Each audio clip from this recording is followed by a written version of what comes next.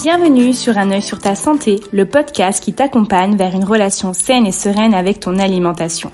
Je suis Floriane, diététicienne, psychonutritionniste et physionutritionniste, passionnée de neurosciences, de biochimie et de nutrition.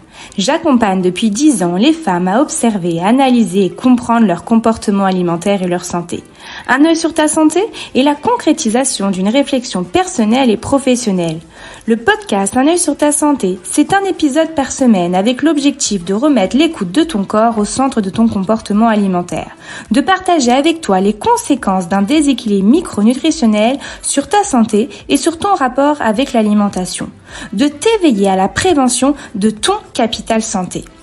En choisissant un œil sur ta santé, c'est choisir de libérer sa tête du contrôle mental envers ton alimentation, de retrouver l'écoute de ton corps et d'avoir une expertise biochimique pour prendre en charge ta santé. Si cette approche cognitive et biochimique de ton comportement alimentaire suscite ta curiosité, je te laisse sans plus attendre avec la thématique du jour et belle écoute!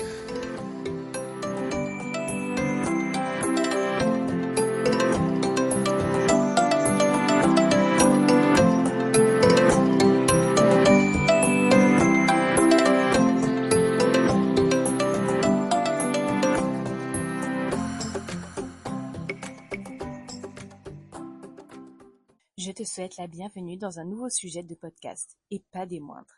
En tout cas, c'est un sujet qui me touche énormément au quotidien, dans le sens où je me rends compte à quel point les patients se retrouvent totalement perdus entre toutes les informations nutritionnelles qu'ils peuvent recevoir.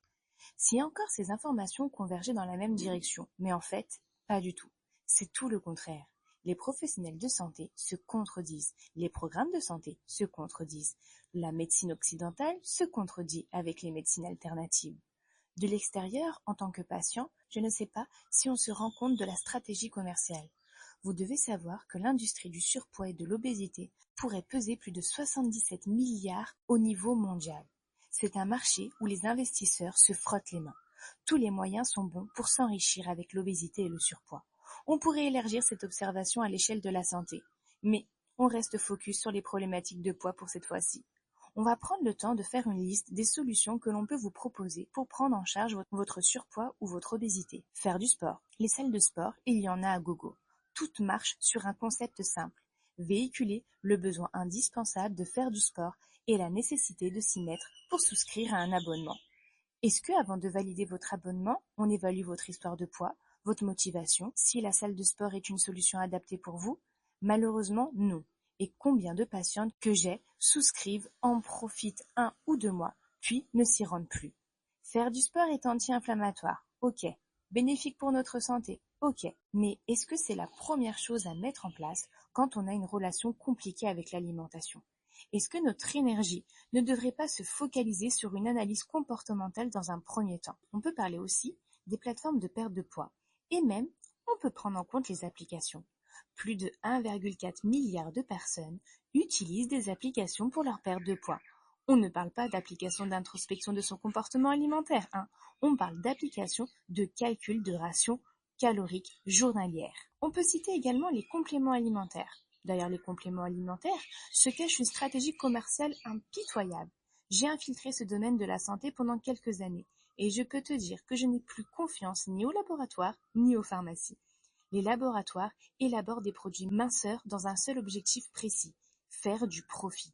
En fait, peu importe le programme mis en avant, un service de repas à domicile, des massages remodelants, des programmes hypocaloriques, des programmes sportifs, nutritionnels, ils ont un objectif commun. Profitez de votre détresse psychologique pour faire de vous un client potentiel et succomber à leurs phrases accrocheuses. Vous êtes les cibles d'une industrie commerciale qui ne vous considère pas comme patient, mais comme client. Tous ces programmes sont responsables de la dégradation de votre comportement alimentaire. On vous bourre le crâne d'informations nutritionnelles contradictoires, si bien que vous ne savez plus où vous diriger. Tout se bouscule dans votre tête. Chaque information se contredit et vous perdez petit à petit toute confiance en vous, en votre corps et à votre capacité à connaître ce qui est intéressant pour votre santé. Vous démarrez des jus pour un contexte anti-inflammatoire et puis le lendemain, vous vous rappelez qu'il est important de faire un petit déjeuner complet. Donc, vous abandonnez les jus. Mais au final, vous voulez privilégier un petit déjeuner salé parce que vous savez que le sucré engendre des pics glycémiques. Sauf que vous préférez le sucré. Alors vous terminez au supermarché, achetez des cracottes au hasard.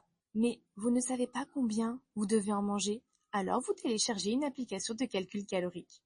Sauf qu'il faut créer un déficit calorique. Donc direction, l'inscription à la salle de sport. Ah oui, avant d'aller au sport, il ne faut pas prendre de collation apparemment. Et après le sport, il faut manger une assiette avec une demi-portion de légumes, un quart de protéines et un quart de féculents. Le pire, c'est que mon discours est une réalité. Des millions de personnes vivent cette situation au quotidien. Sachez qu'ici, on se focalise sur vos sensations alimentaires, celles qu'on tente de vous retirer parce que écouter ces sensations alimentaires est naturel et inné. Cela ne rapporte pas d'argent. Posez les armes, déconstruisons vos informations nutritionnelles qui alimentent votre relation conflictuelle avec l'alimentation et on embarque dans l'écoute de notre corps pour enfin avoir un rapport à l'alimentation apaisé. Je vous dis à très vite dans le podcast de la semaine prochaine.